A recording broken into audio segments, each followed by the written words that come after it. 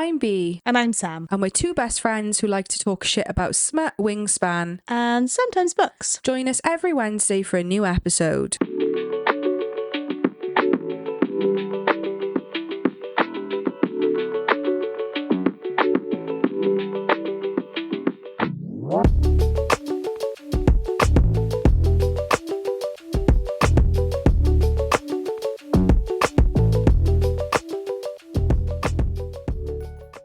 We're live. Hi. How are you?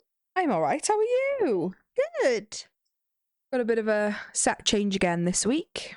Without curtains. An intermediate set change because the curtains are held up by a professional backdrop holder now, which thank you to Patreon for making that happen. Yeah.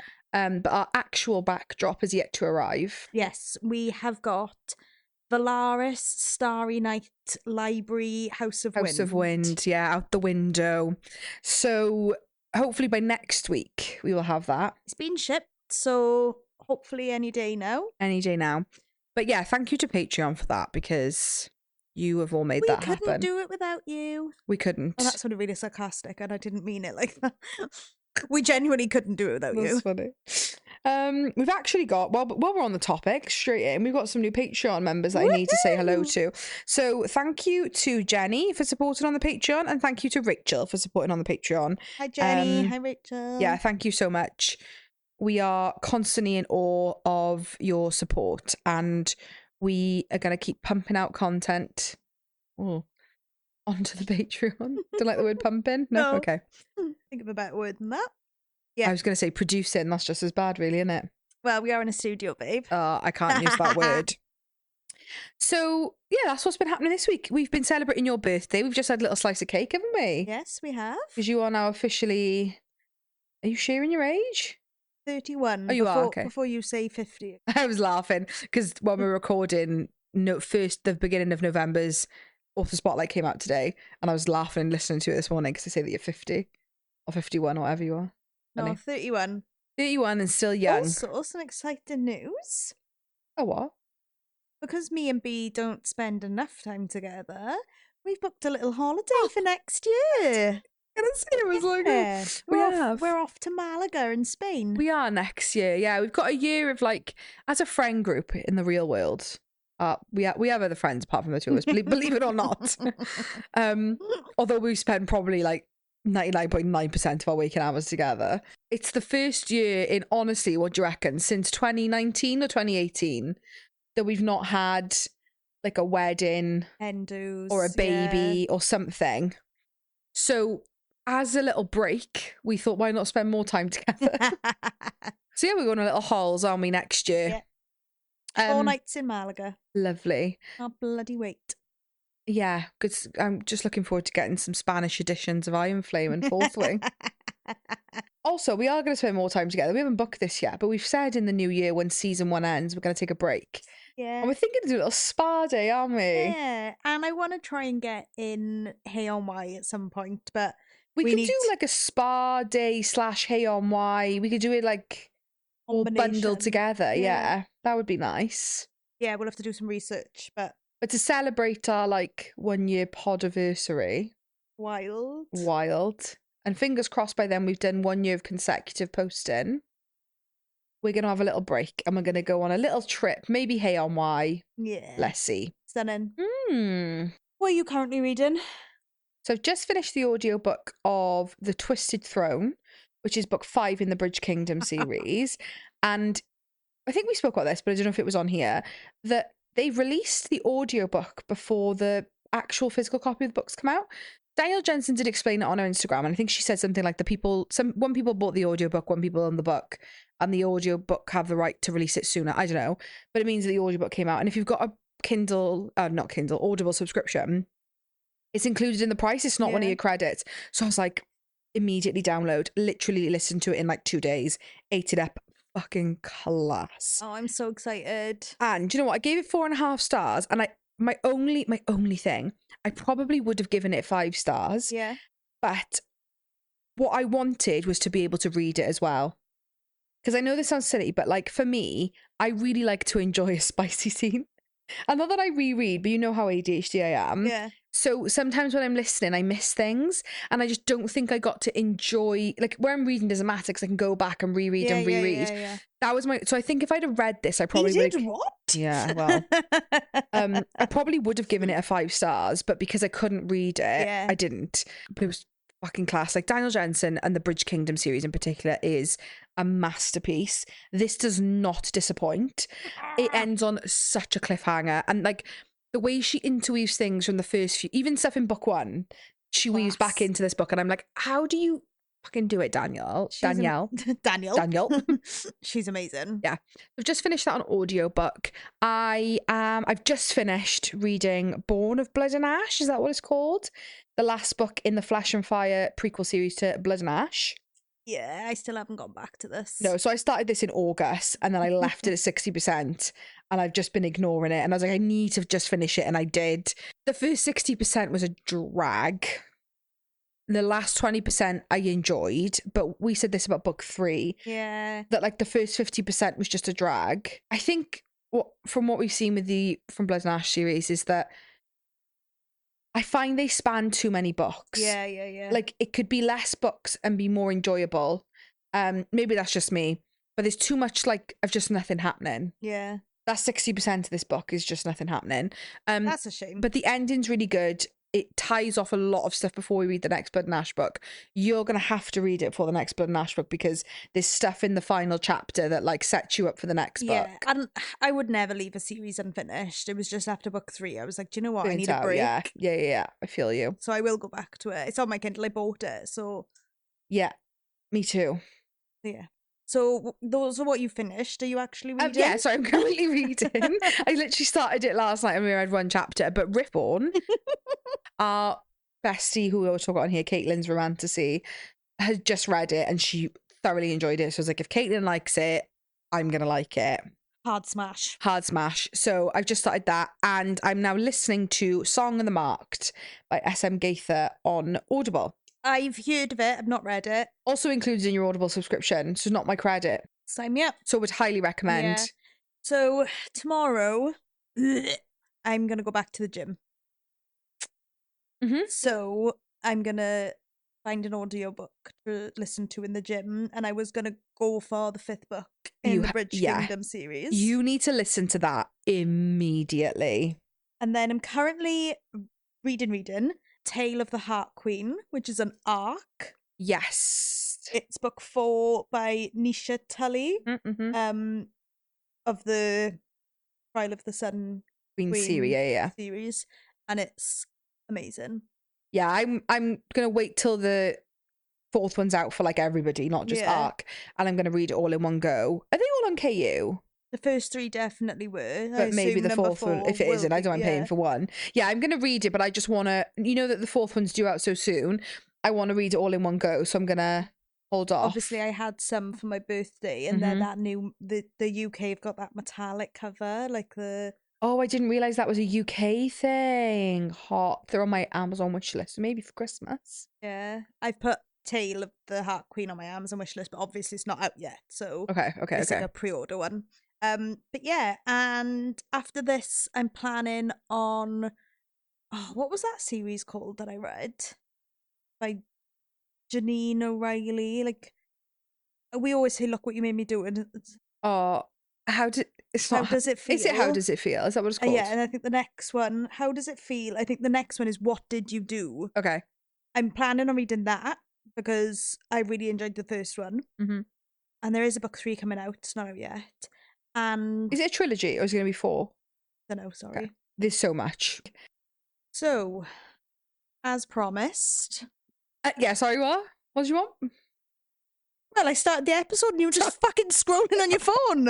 Talking to our followers, sorry. So, as promised, we are back. Ashes and the Star-Cursed King. And I just always go to say star-crossed lovers. This doesn't roll off the tongue like Serpent in the Wings of Night. Yeah. No hate, Carissa, we love you. But this isn't quite as a... Yeah, I don't know why I just always go star-crossed. Star-Crossed King. Yeah, no, I get it. And we will say, like, I think we said this in the last episode, but we have read these already, so we were rereading. Long time ago. Yeah. So this was like a refresh to do this. And when we were both refreshing our memory today, fuck me, did we not remember so much about this book?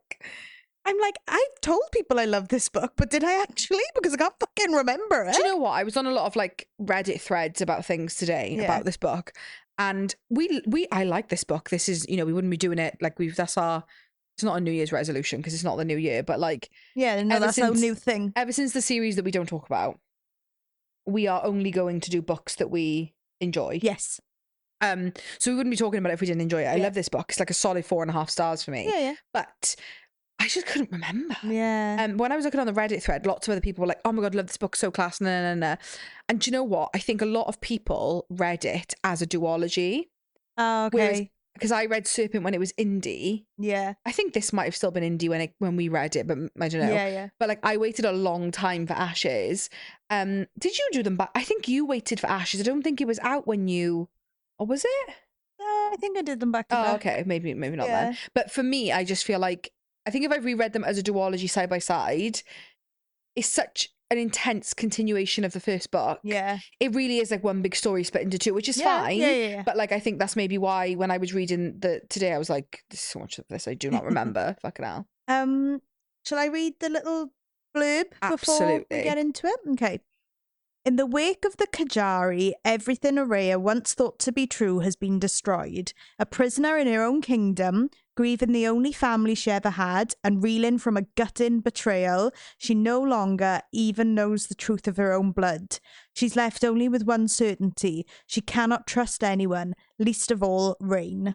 The House of Night, too, is surrounded by enemies. Raihn's own nobles are none too eager to accept a turned king, especially one who was once a slave, and the House of Blood digs their claws into the kingdom, threatening to tear it apart from the inside. When Raihn offers Oraya a secret alliance, taking the deal is her only chance at reclaiming her kingdom and gaining her vengeance against the lover who betrayed her. But to do so, she'll need to harness a devastating ancient power intertwined with her father's greatest secrets. But with enemies closing in on all sides, nothing is as it seems. As she unravels her past and faces her future, Oraya finds herself forced to choose between the bloody reality of seizing power and the devastating love that could be her downfall. Woo. Powerful stuff. That is a big one, isn't it? Yeah, so like the summary just said, this is an immediate continuation of the first book. Yeah, there's no like time. No. Like it's, straight after. And obviously, little Raihn and Oraya have just got married. Yeah. Although she's not very fucking happy about it. Well, and she's grieving, bless her. She is really grieving Vincent. But like, again, if you're listening to this or you've ever listened to us, you know that we're spoilers and we're not linear in our discussion. We are chaotic. But although she's grieving Vincent, I feel like now it's safe to say that this book makes you realise how much of a prick Vincent was. Yeah. He's when I was reading research about this and people's like opinions on it today, he's a very loved character. But I think what people love is how morally grey he is. Like, he's actually so much, I say right, but he did a lot of good things. Yeah. But then he did a lot of really bad things. He's very polarising as a character. And I think you get a lot, although Vincent isn't in this book, you get a lot more Vincent. And about his life. She learns about him, doesn't she? Through like being in his study, using his like bowl. Yeah, well, the whole mission of this is to be able to defeat. Now, again, I did not remember this. I knew that there was somebody contesting the throne against Raihn. Yeah. But I do not remember it being somebody called Simon. Like, all the names in this are like class, like vampire names. Septimus. Literally. Like Raihn, like Mish, like Vincent, Oraya, and then you've got Simon. And I thought, or maybe is it like Simone? No. It's Simon. So Simon. So Simon is like, no, you might know this better than I did because I couldn't remember. But are they contesting? They're from the other house within the Nightborn house, if that makes sense. Yeah. So, because so they're fighting for the same throne, aren't they? This Simon. Raihn is captured by Septimus's men because Septimus is now working with Simon Vasserus to usurp the throne. Is it usurp? Usurp? Usurp. Usurp. Yeah, usurp the throne. With Simon Vasserus to usurp the throne. Simon is Neculai's cousin and thinks he deserves the throne more than Raihn. Okay. So Neculai was the previous king from Vincent, and that is who Raihn served. Yes. And that's who turned him? Yes. Because this book starts with a prologue. It does. And it's Raihn being washed up on a coast after a shipwreck, and he's really injured, and Neculai, the Nightborn king, turns up, and Raihn begs for his life, and Neculai turns Raihn, and Raihn is enslaved for 70 years. Mm-hmm. And that's how the book starts. Yeah, we get a lot of Raihn information in this as well. But yeah, so basically, Raihn now in the present tense is not having a good time. No. There's a lot of controversy over him. Oraya fucking hates him. Well, Oraya fucking hates him. Nobody trusts him to be king. She's technically not Rishan, the other one. Hijaj. Yeah. What? Just funny that we can't fucking pronounce anything. She's still like not on board with Raihn being king, and she's kind of working behind him with Vincent. Jasmine. Yeah. Jasmine, I feel like, yeah. And like you said, she's using this bowl to speak to her. But basically the whole narrative of this book is they need something, like a power or something, to defeat Simon. And I don't know who suggests it, if it's Raihn or someone. Is Septimus the one? Who's the head of the blood house? Septimus. But at one point, he is working with them, isn't he? And then does he betray them? Yeah, of course he does, little fucking shitbag. So Septimus suggests that they should use this god's, like, relics because it gives you power. The teeth. Well, it's the teeth, isn't it? An eye and blood. Yeah. I feel like so the whole thing like is Vincent had his teeth and his blood somewhere. So they're basically having to, like, go through Vincent's memories to find where Vincent would have hid these things, effectively. The god of death. Yeah, which is Nyaxia's... Alarus? And I think it's Nyaxia's bae that got killed. Yeah. Yeah, so that's kind of how we get Vincent info, is going to find this magical blood requires them to do a little throwback Thursday to Vincent's life. Part of this recap that I've got in front of me says Raihn wants to betray Septimus because he's a knobhead. Raihn wants Oraya to help him find Alarus's blood to keep it from Septimus. Yeah. What I will say about this is it's technically supposed to be an enemies to lovers. Yeah. But I will say I didn't feel like Oraya hated Raihn enough during this. Do you know, in the beginning, obviously, like, she's locked in her room and whatever, but, like, I think that's more to do, and, like, I know she is plotting against Raihn, so obviously she doesn't fucking like him, but I think that's a lot more to do with her grief than her feelings towards Raihn. Yeah, I just don't remember this being, it isn't, like, I think I would have liked a bit more, like, polarizing hate at the beginning. Yeah. Like, I don't think she hates him enough. Yeah, and, like, even though we find out things about Vincent and, like, he isn't the good guy, no, he still raised her for 20 years, so, like, that's what a lot of people's issues are, is that she seems to, like, get over that really quickly, like the man who raised her for 20 years and now she's with his killer. Like, that's a lot of people on the internet's issue. Yeah, and also, like, you know, we find out kind of at the end of book one, really, that she is Vincent's biological daughter. And what we do find out, again at the end of the last book, but it's much more, like, developed in this, is that she isn't human. She is part vampire. Now, this is, for me, my biggest, like, if I had to say the one thing I really didn't like about this book, I still love the book as a whole, but it was that she wasn't human.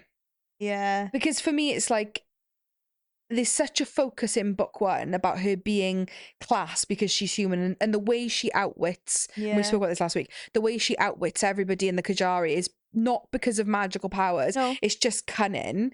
And then it was like, oh, but the whole time she was vampire anyway. Like, what was I just would have been fine with her being half vampire from the beginning.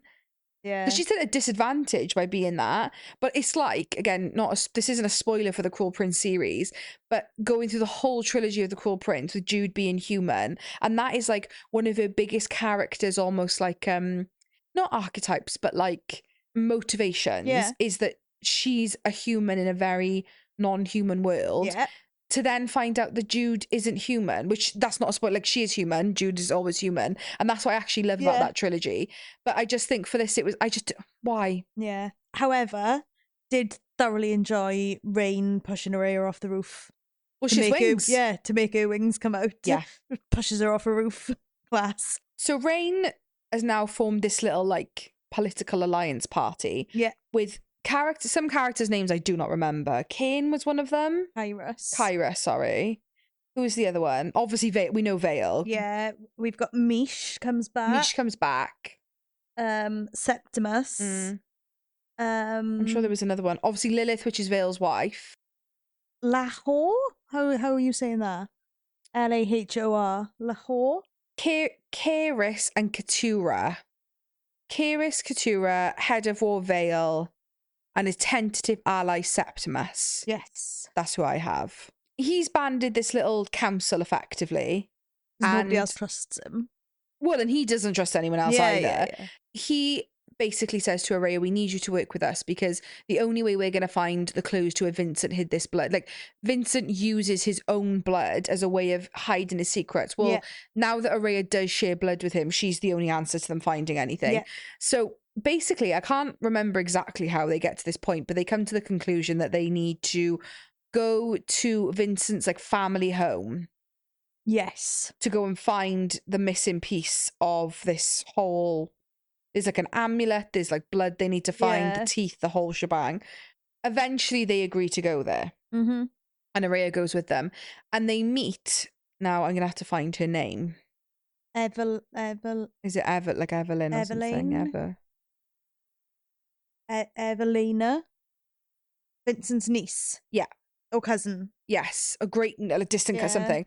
And so we learn that, like, the way that vampires overtake the throne is purely just by massacring their entire family. Yeah. And he actually didn't kill her properly. That's the only reason why she survives. So she's creepy as fuck from the get-go. Like, vampires are creepy, but she's like creepy. Fucking weird. And am I right in saying that she has like all these like people that children? Are they children? Does she make them vampires? Evelina has been gathering a small army of child vampire slaves, and they are super creepy. So, like, there's no people in this town, no people in the village, like, and in the big castle that she lives in, there's just these creepy children that she turns into, like, slaves. And that's like a little creepy family. And she just thinks that's completely normal. Really weird. The red flags go off as soon as they get there because she's creepy as and there's fucking nobody around. Like, the town is empty. Like, it's fucking weird. Yeah. She finds some wings on a wall and she bleeds on them to open up a hole and discovers a crescent moon pendant. Yeah. And then she ends up killing Evelina with a sword. She does kill Evelina, because she's creepy as fuck. Yeah. I think if I'm right in saying, I could be making this up, but I think doesn't Evelina take a bit of a shine into Raihn? Maybe, I can't remember. I think she's a bit of a thing for Raihn. And eventually, Oraya and Raihn do make up. Finally. What we do get in this, which is lovely, and we say this in other books that we love, when the MMC turns out to have like a cozy little home hideaway. So Raihn isn't just living in a castle. He has like a cute little flat in the city that he that's where he really lives. And he takes her there and they bang. Yeah, because everyone wants to kill her. Septimus being, front and centre. Yes. So he takes her to this little apartment. Mm-hmm. It's really cute. It is lovely. It's in the human territory as well. Oh, okay, yeah. But again, I just remember like the spice in it. I feel like the spice in the first one is like really spicing. I don't know. The spice in this just didn't quite. I don't know. We get more of like Oraya's past as well, because doesn't Raihn find a letter written by Oraya's mother and gives it to her and says, like, I found this in the castle. Well, so we're getting more background. Yeah, so they need to find like a map as well to find the blood, and somehow something to do with a pendant or something to do with, I don't know, but they end up going to Oraya's mum's hometown. Yeah. To find Onyx pendant, necklace. yeah. And they find Araya's auntie, so her mother's sister. Yeah, Alia. And she basically explains that Araya's mother was a seer, and that she was called to work for Vincent as a seer, and he fell in love with her. They had her. It was like totally, they were like in love, like he really loved her. And then, how did she die? I've got here. She fell pregnant with Oraya. Vincent sent her away to live in Salanay. Yeah. Eventually, Vincent returned and stole Oraya away. So did she just die? Yeah, maybe.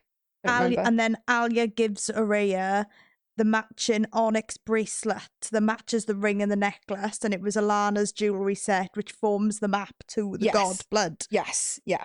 So yeah, I don't actually remember how Araya's mum dies, but she dies. Yeah. But when Vincent goes to take, which is also the first chapter of Serpent, he just kills everyone in the town. He does that intentionally. Yeah. Just to go get Oraya. Disgusting. This is what I mean. Like, he's not... And, right, when I was reading my summary today about this, right, and I did not remember picking this up in the book, but then when I read it threads and apparently other people picked it up, so it's not, like, confirmed, but you then find out that Raihn competed in the original Kejari with Vincent when Vincent won, and Vincent's wish was to become the Nightborn heir, and Raihn actually helped him in the first Kejari because he wanted to overthrow Neculi. And if you remember, Raihn is in love with Neculi's wife. Yeah.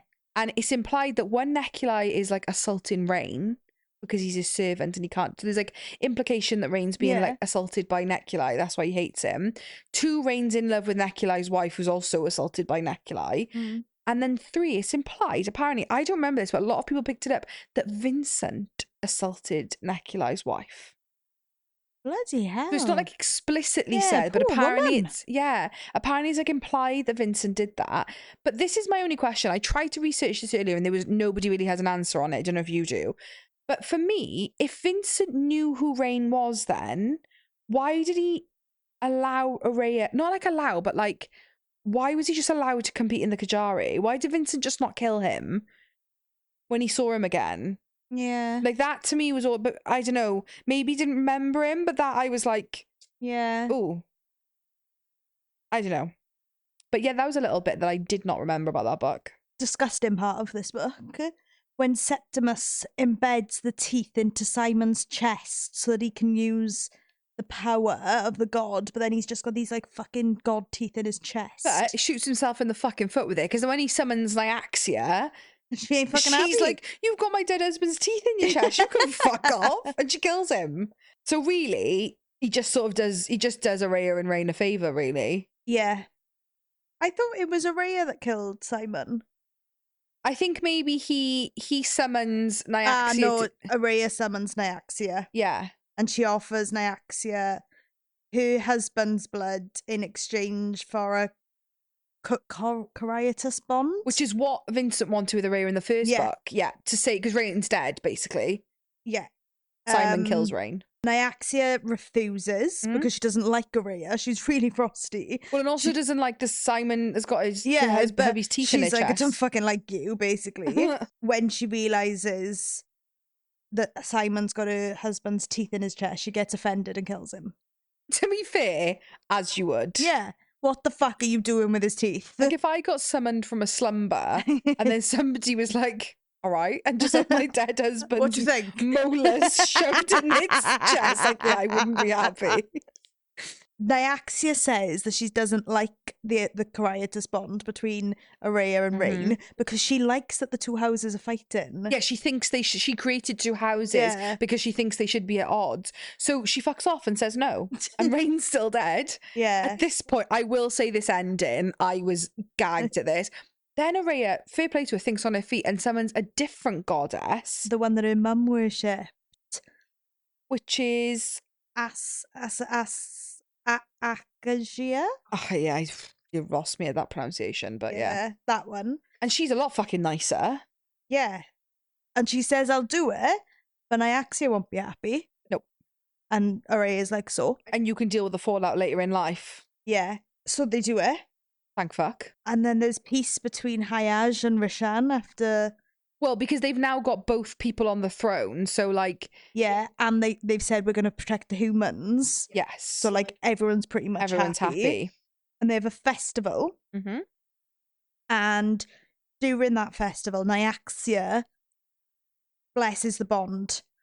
Reluctantly, Yeah. though, but she does bless the bond. So then Oraya and Raihn are king and queen. Yes.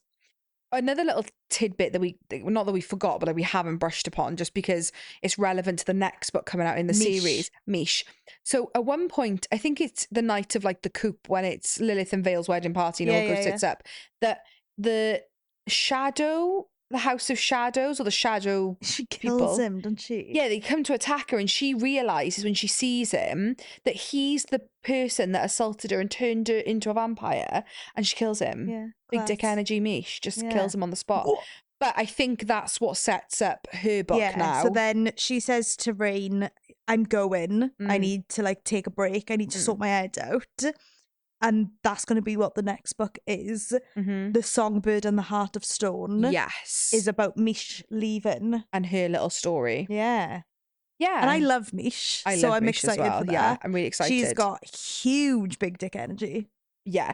And what I love about the way Carissa writes this is, funny enough, like we were talking at the beginning, a lot like Daniel Jensen writes the Bridge Kingdom series, is that the duologies that continue on. Yeah. I really like that, because it's like, I think this is a perfect example of when it's like just enough. Yeah. Like it's not too much. It's not a slog, but also you don't have to wrap up every single person's story. You can keep going. And I think we said this last week, but she's confirmed like there'll be another duology now, Misha's story, and then it'll continue on with the Blood House. Yeah. For a duology again, which I really enjoy. Like I love that. And obviously we've got, which we touched on in our Patreon, but 6 Scorched Roses. I love 6 Scorched Roses. We do. And in hindsight, now I'm trying to remember the way of release. I can't remember. I've got a feeling 6 Scorched Roses must have come out after Ashes. I think it did. But I wish I had read 6 Scorched Roses in between. Yeah, I agree. That would be my preferred reading order now. Because in this book, when you just read this book, Lilith and Vale are not much. Yeah, they're just a bit like, nah. But you're a bit like, I don't fucking care. Yeah. Like, But obviously, when you read the novella, it's fucking class. But you just don't get Lilith and Vale at their best in this. I agree. So we've got some 1-star reviews, which we never agree with because we love this book, but it's just a bit of fun. I did it. I finally finished the most painful book I've ever forced myself to finish. I don't understand. No. I really don't understand how you can. Oh, I don't know. No. Vincent deserved better. Jesus, I'm so mad right now. I wanted revenge and we got none. I'm appalled by the fact that Oraya was raised by this man for 20 years and in a matter of months dismissed any loyalty she has for him for the words of some stranger. But I don't agree. No, because we realise that Vincent isn't a good person. Yeah, and she sees like the memories, like she sees like the letter from her mother. Like, and when we say he raised Oraya, I mean, put a roof over her head and fed her. Stole her from her mother. They were hardly fucking cuddling up and watching films together, were they? Having daddy-daughter time. She got raped and then he made her kill the man. Like, come on. He was not, like, I'm not going to lie, apart from the fact being biologically her father, he gives me Arabin Hamel vibes. Yeah. Like, that's the tea. Way too many people love Vincent. He's not a good person. I don't hate him. I think he's a really polarizing character and I enjoy how much mix you get in him. But, like, I don't think it was ever, I don't know, maybe, but I don't think it was ever Chris's intention for us to want to like, we were supposed to like him. No. He's not a good dad. 1 disappointed star. I don't get it, see? Do you know, I reckon all these Vincent lovers, do you know what I reckon it is? Because in my head, right, Vincent's Daddy issues. Well, I mean, what are we all here? Why are we all here? But for me, I reckon the thing with Vincent, in my head, first of all, whenever I see Vincent, I see him like, did you ever watch the Twilight films? No. Oh, Michael Sheen, who plays Arrow, is it, in the Twilight films? That is how I see Vincent, right? Okay. I reckon all these people are just low-key Arrow lovers from back in the day, and now they're like reprojecting their love onto Vincent. He's not a good person. Yeah, I agree. Like, no, I'm sorry.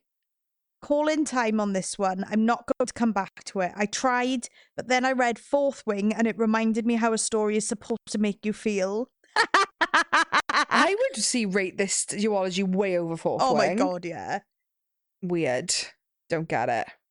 I think like we said earlier, there needed to be more of Oraya trying to avenge Vincent before she flipped the switch. Yeah. Because she's kind of, although she's not working with Raihn, she's complicit from the beginning. Like, you know, so it's just like, yeah, she's not like fucking trying to throw herself out of her window to I think get if away. there was this big scheme in the background that she was scheming, and then just as she... Although she did tell Jessamine like where to attack, and then Septimus like... Oh, so that was Ashes. Yeah. Ashes to ashes, dust and dust. And it's funny, actually, that we chose this series to do as our first Carissa series, because our favourite Carissa series is Daughter of No Worlds. Do you know what it is? I think we said this last week with Daughter of No Worlds. If we ever do that, like, I think that's a big one for us. Like, we would reread it. Yeah. Because we would want to, like, do that series justice. Not that we don't want to do this justice, but like, there's so much that I don't... Like, it's 3 big books. And it's so much world building, so much intricate story. Whereas this is a lot lighter on the world building and fantasy. And the story is easier to... Well, and not that we remembered any of the people, but it is a lot. It's a lot more, like, easier to remember. Whereas, like, for me, I feel like the level of story and intensity of Daughter of No Worlds is that of Throne of Glass. Like we said, when we do Throne of Glass next year, we are going to read them week by week. Week by week. Because we want it to be like, when we say deep dive, we know our whole spiel is that we don't really like. Yeah, but if we're going to do Selena and Aelin justice, we've got to reread them 100%. I think we have to have all our facts on them. And we wanted to do rereads regardless. And I feel the same for Daughter of No Worlds. Like, if we're going to do that, we're going to reread them because it's like 100% heavy, and we want to do our baby girl Tisana justice. Yes. So then coming up, we have our most anticipated reads of 2025. Yes, next week. Then the week after, we're doing Metal Slinger. Can't fucking wait. The week after, the 11th of December, is our Rachel Schneider. We've mentioned this just now, but the end of so our Patreon episodes come out at the end of the month. Yeah. So our end of November Patreon episode will be 6 Scorched Roses if you want to continue listening to this. The Carissa series. We will obviously be doing the Songbird and the Heart of Stone when it comes out, because that's out really soon, isn't it? Like, yeah, but I don't think we're going to do it. No, we're not going to do it this year, but it'll probably be in the new year. Yeah. Stunning. Lots to look forward to. Anything else you want to add? I don't think so. I just want to add that all the Goodreads reviews are wrong. You're all wrong. This book is fucking class. Idiots. Oh, fuck. Okay. But anybody that we speak to has never said a bad word against this. No. So where are you all hiding? Anyone under a rock, that's where we're all fucking crawling out. Thanks so much for listening. Follow us on TikTok and Instagram @a pod of Smut and Wingspan. See you next week. Bye.